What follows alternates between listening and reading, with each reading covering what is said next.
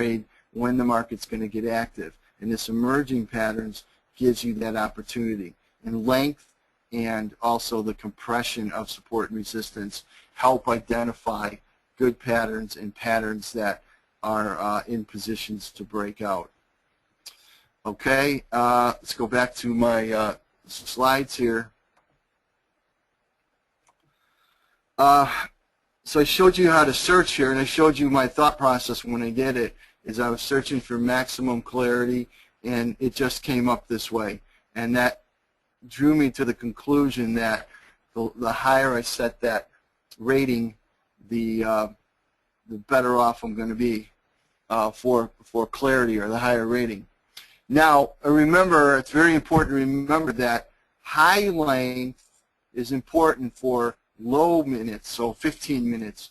But when you have high minutes, like a 240-minute chart, okay, you can get high clarity ratings with low length. So you see the inverse relationship.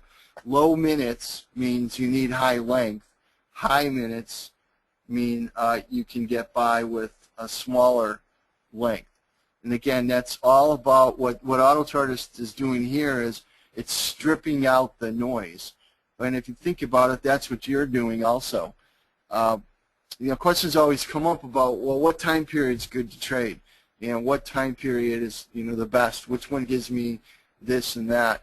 And the general answer that I always give traders is that if you can deal with the noise, if you can deal with a lot of activity, you're going to trade, you can trade short-term time periods.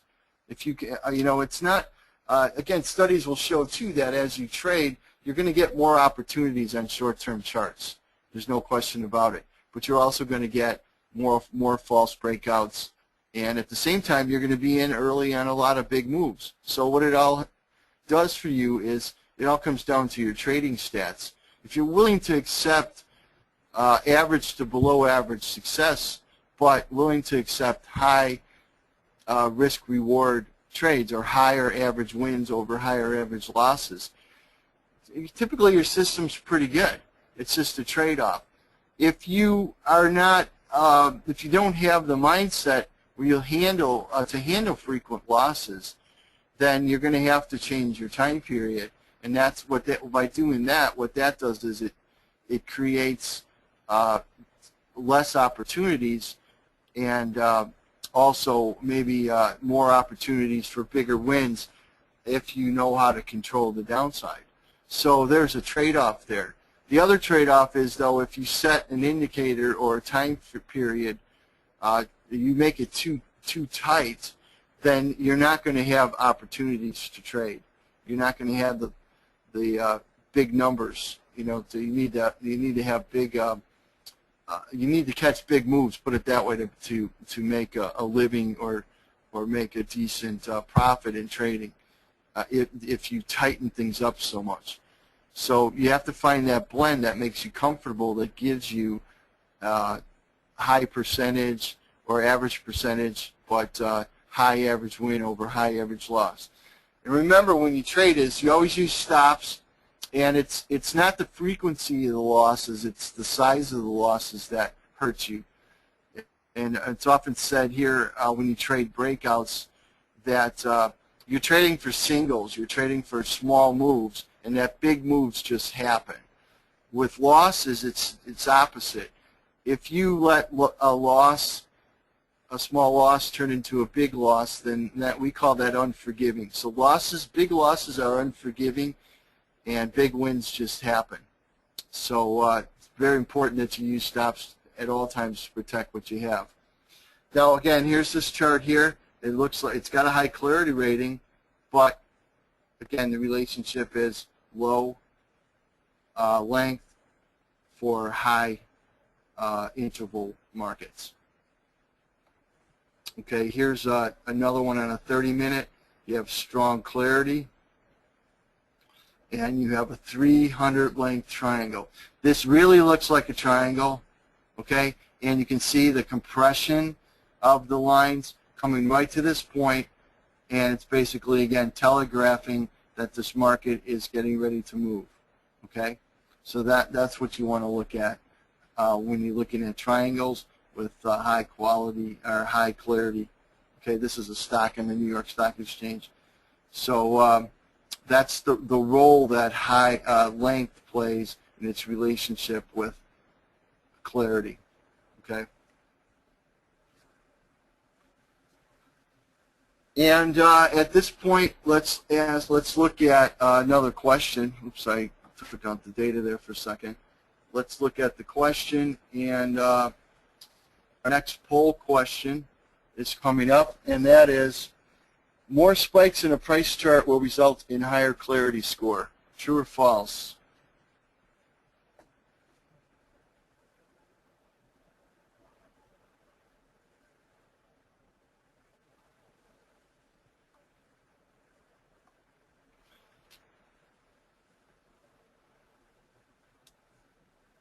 %83 are saying false, and when you have a lot of spikes in the market, you're getting a lot of noise, and that will lower the clarity score. So very good. Thanks. We had 60% voting, which is very good. And it means, again, I've kept your attention here for 40 minutes. There's one more slide that I want to show you, and you can probably remember this when you go to the eye doctor, if you ever go to the eye doctor. When you're dealing with clarity, you're dealing with, you have to think about when you put your eyes inside this machine, or you rest your chin on it and you're looking inside there. The optometrist isn't necessarily asking you to select a number for the slide you want. For example, when you buy glasses, they set them at different numbers, 4.0, 3.0, 4.75. What he's basically doing is he's saying, look through this, look at a screen, and look at these letters, which are really just patterns, and he's saying, which one's clearer? Does this one look clearer? What if we go back and look at that one? Which one's clearer now? And so he's basically telling you to look at something and to walk out and make that judgment. He'll give you the lenses, and you walk out of there based on what you thought was clearer.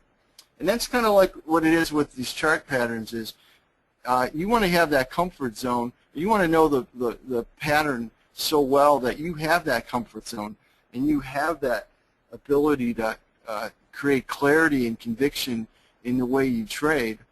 And as long as you can protect the downside, you should be okay as a trader. Often it's not the clarity, the breakout, the initial trend. Sometimes it's just a matter of having discipline to place stops, to learn how, if you can learn that transition between setting a target and letting a market go, that'll make a big difference.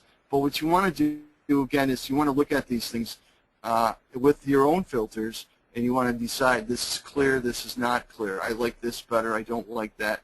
And those that type of analysis, again, will bring you confidence and clarity and comfort and help you trade with more conviction.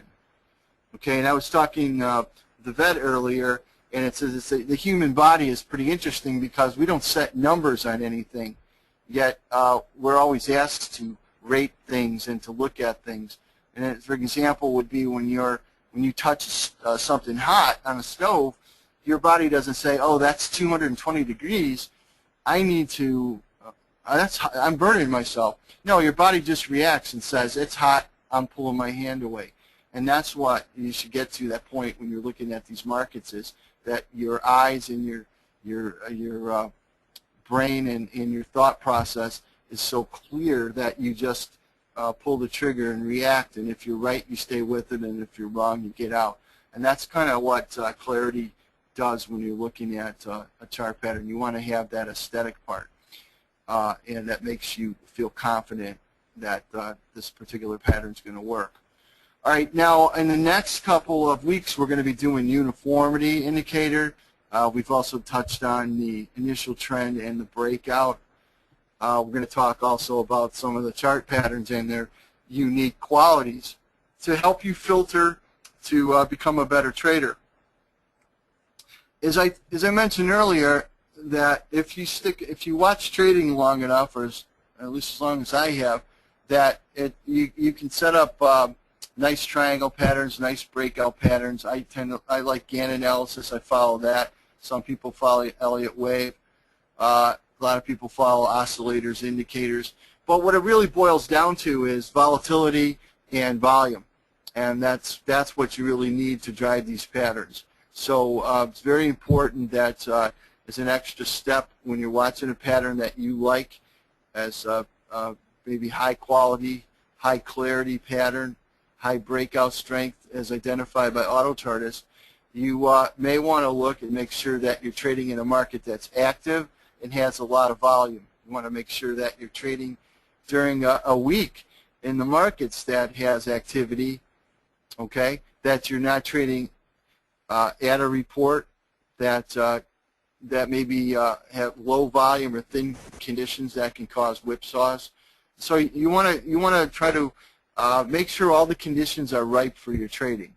If you're going to trade Forex, you want to trade maybe the overlap between London and New York. You want to trade near openings and closings where there's reports or where there's a lot of activity. These things help make the patterns work.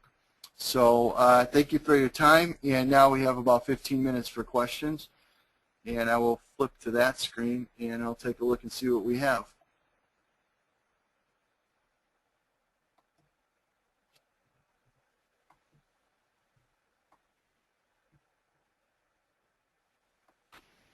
And I hope nobody asks where they can get their eyes checked.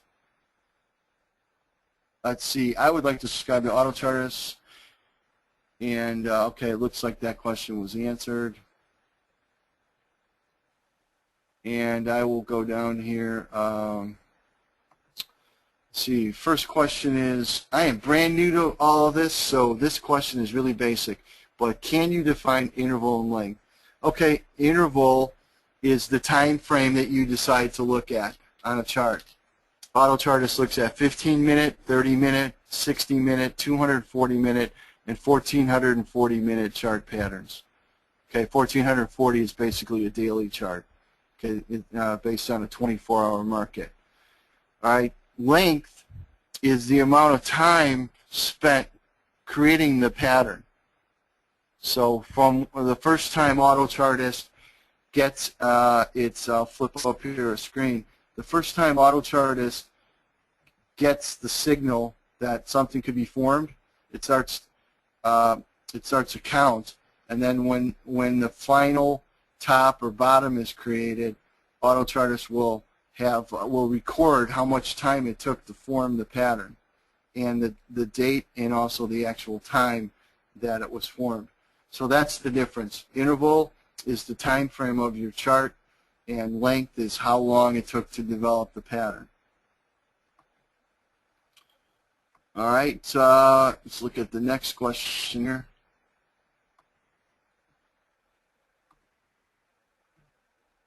And our next question is, what is meant exactly by the daily chart? Oh, that's part of that first question. Daily chart is the 1,440-minute chart, and you can look at it two ways. You can look at the session, like for example in Chicago, we have the U.S. session, so a stock index will be open. Although it's open 24 hours a day electronically, there tends to be more activity between 8:30 a.m. and 3:15.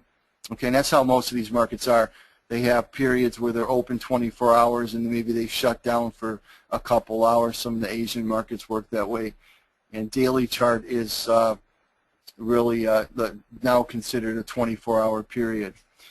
Okay, interval equals time value of each candle. I guess that's that was stated there in one of the questions. As users, can we edit these algorithms for a personalized use? You can't edit the algorithms, but you can filter out chart patterns you want to look at, price, minimum, maximum prices for equities. You can filter whether you want to look at bullish, bearish, or a combination of patterns. We can also filter, again, the chart patterns, the clarity, the initial trend. You can set those at different levels, but the actual programming you can't work with. How does the chart help me to determine entry and exit levels as it boundaries the pattern.